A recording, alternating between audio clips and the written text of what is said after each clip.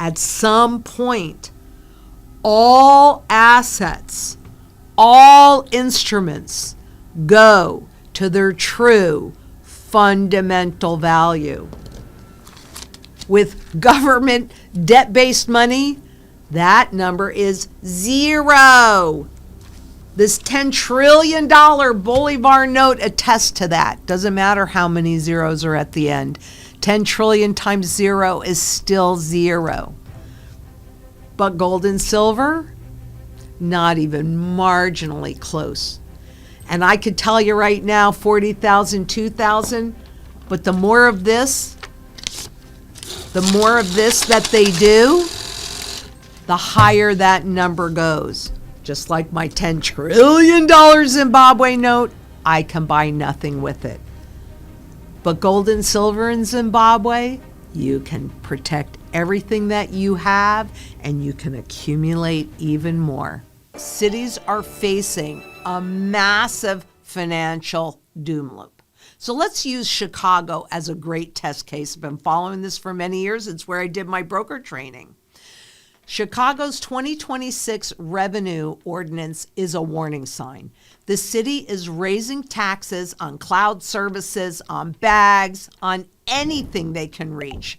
They're leaning harder on debt collection, and they're issuing $2.8 billion in new bonds just to cover firefighter back pay, police settlements, and refinancings. This is not money that's going into maintaining that light grid or the city.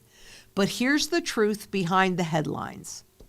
Chicago isn't doing this because it wants to. It's doing it because it has to. The city's defined benefit pension plans are massively underfunded, and the obligations are growing faster than the revenue. And now, with the federal funds cut, Chicago is losing millions that used to help cover transit, housing, public safety, and social services.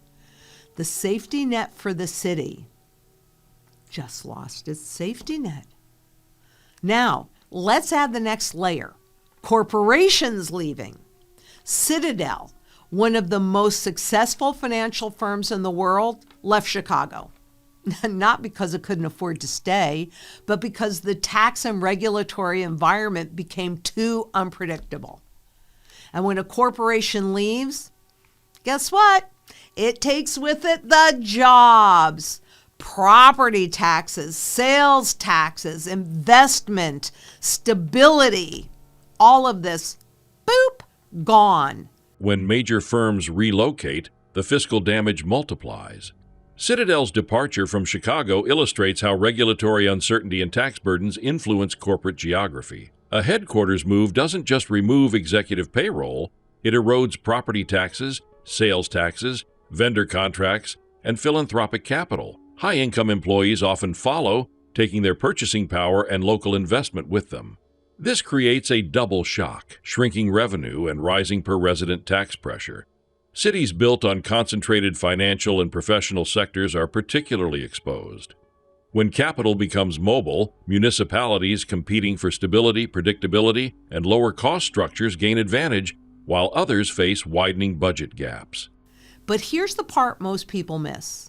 When a corporation leaves, it also takes the tax payments of every employee who leaves with it.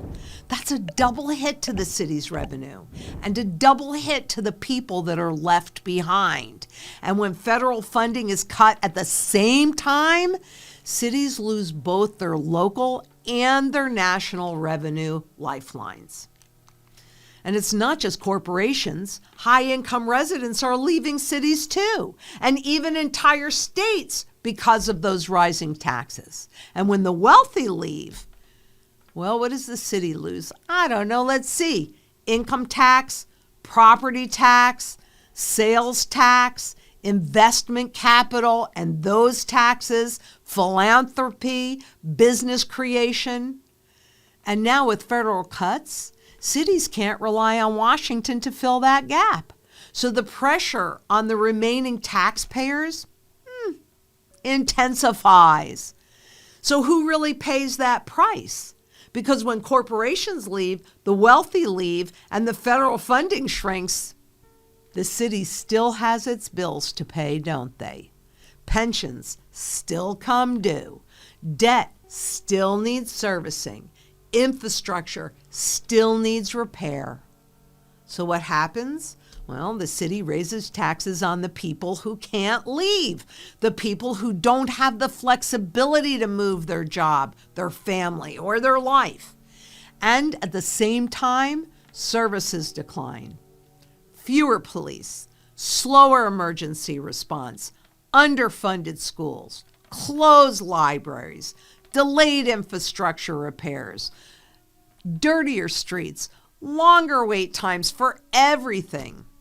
And at the same time, you have higher taxes, fewer services, less federal support.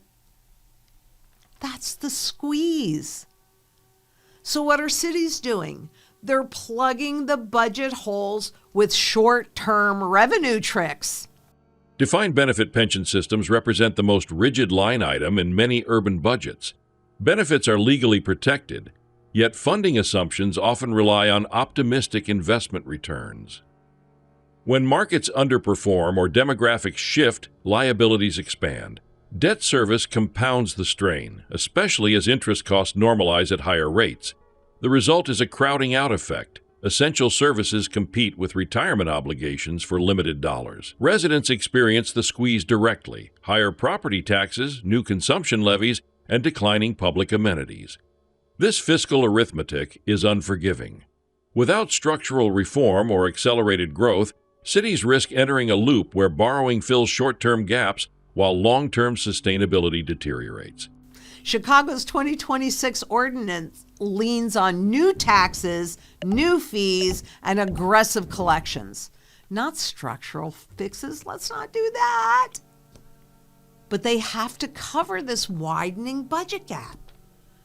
And those defined pensions, well, they're the real pressure point because those are the promises and they have to pay them. Massively underfunded pension obligations continue to grow, forcing cities to raise revenue even as services strain or decline. Can you see this problem? Because taxpayers face a double squeeze: higher taxes, fewer services, and as pension costs rise and borrowing expands, residents pay more while they're getting less. And frankly, this is a pattern that's spreading across all major U.S. cities. And it's not just America. This is a global pattern. Look at London. Wealth taxes and spending cuts are driving out high-income earners. Barely a day passes by without a big investor or entrepreneur exiting after the government abolished a 2-century-old tax break for non-domiciled residents. These are the well-heeled residents hailing from overseas. Look at Toronto and Vancouver. Property taxes and federal transfer reductions are squeezing budgets. Toronto's new 6.9% property tax spike on top of last year's record hike. This dynamic is not uniquely American. In London, tax reforms affecting non-domiciled residents have triggered high net worth relocations. Toronto has implemented steep property tax increases to stabilize services, while Vancouver grapples with housing pressures and municipal funding constraints. European capitals such as Berlin and Paris face similar tensions between social spending and mobile capital. Even Sydney confronts pension and infrastructure financing challenges.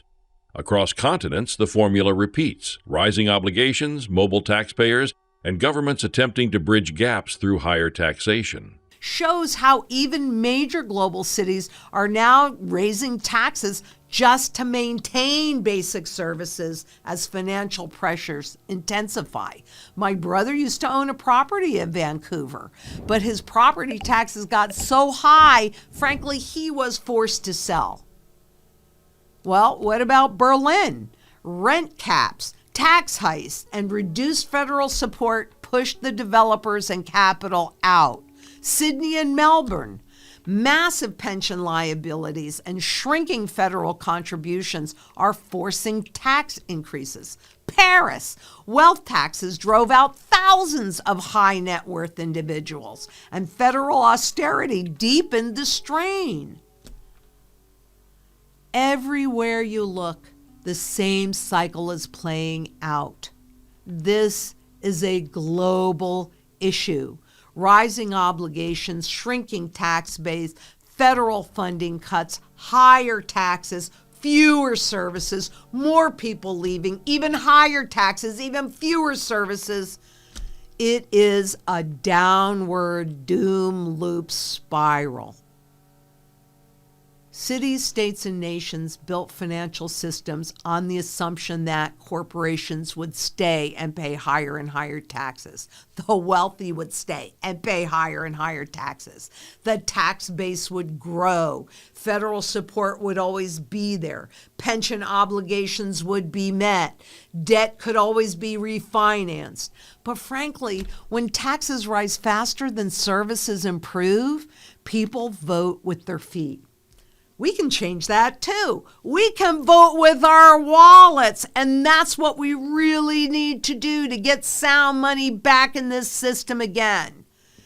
Because if you're counting on federal funding, look at the debt levels at the government level. Please do the math. We are watching that math break in real time. And what this means? Simple. When governments get squeezed, they reach into the pockets of the people who can't leave. They raise taxes, they add fees, they inflate away the currency, they cut out services, they borrow more. The urban doom loop unfolds in stages. First, expenditures, especially pensions and debt, outpace organic revenue growth. Second, taxes and fees rise to compensate.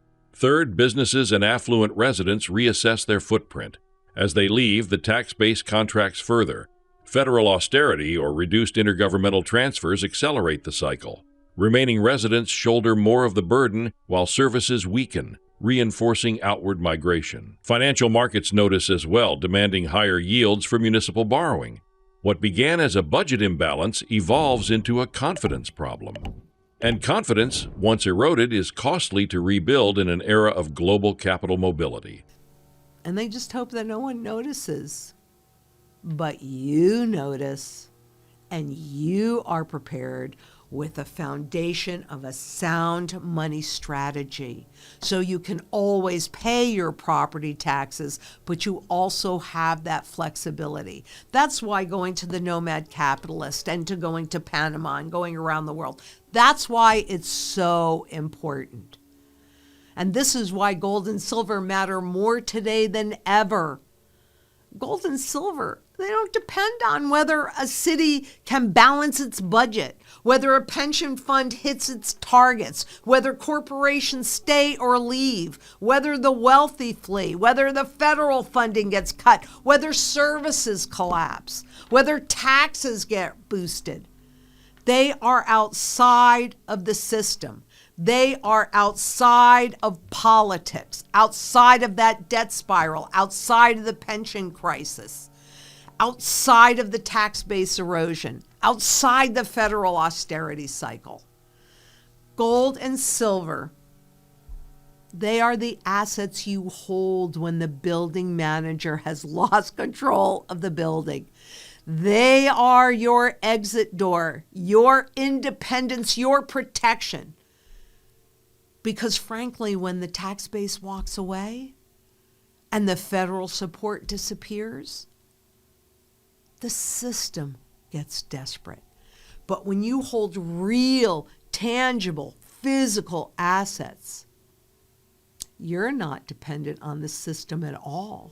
And this is really why it is so important to create that local community around you.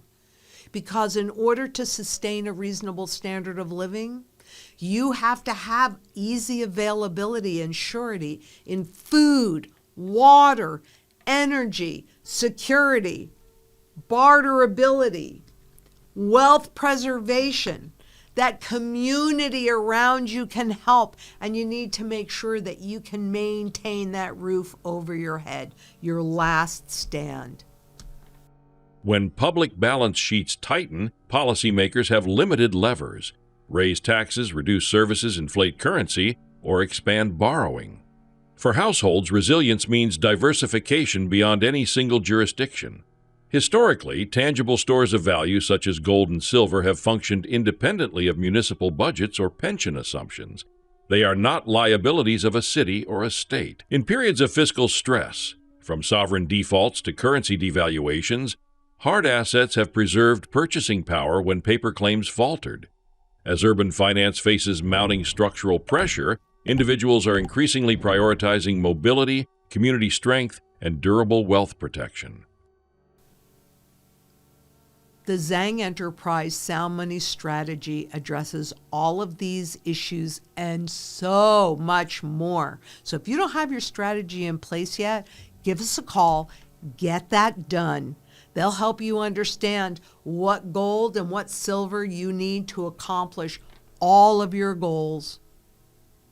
And we have to take this not just to the local community, but to the global community. We got to get redeemable gold back in the system again. We don't have any choice about it. Because if we do not, well, what's the World Economic Forum say? By 2030, you will own nothing. I'm pretty sure you're not going to be happy. You own gold and silver, and I know that those spot markets are running right now, and that always makes people feel good, but it really doesn't matter because it's just a lie. It is not showing you the true fundamental value of an ounce of gold and an ounce of silver. I pay attention to it because you pay attention to it. But the reality is, and I can't give you a lot of guarantees. I can guarantee that I'll show up and do the work because I have control over that. But here's another guarantee that I can give you. At some point, all assets, all instruments go to their true fundamental value. With government debt-based money, that number is zero. This $10 trillion Bolivar note attests to that. Doesn't matter how many zeros are at the end. 10 trillion times zero is still zero. But gold and silver, not even marginally close. And I could tell you right now, 40,000, 2,000, but the more of this that they do, the higher that number goes. Just like my $10 trillion Zimbabwe note, I can buy nothing with it. But gold and silver in Zimbabwe, you can protect everything that you have and you can accumulate even more.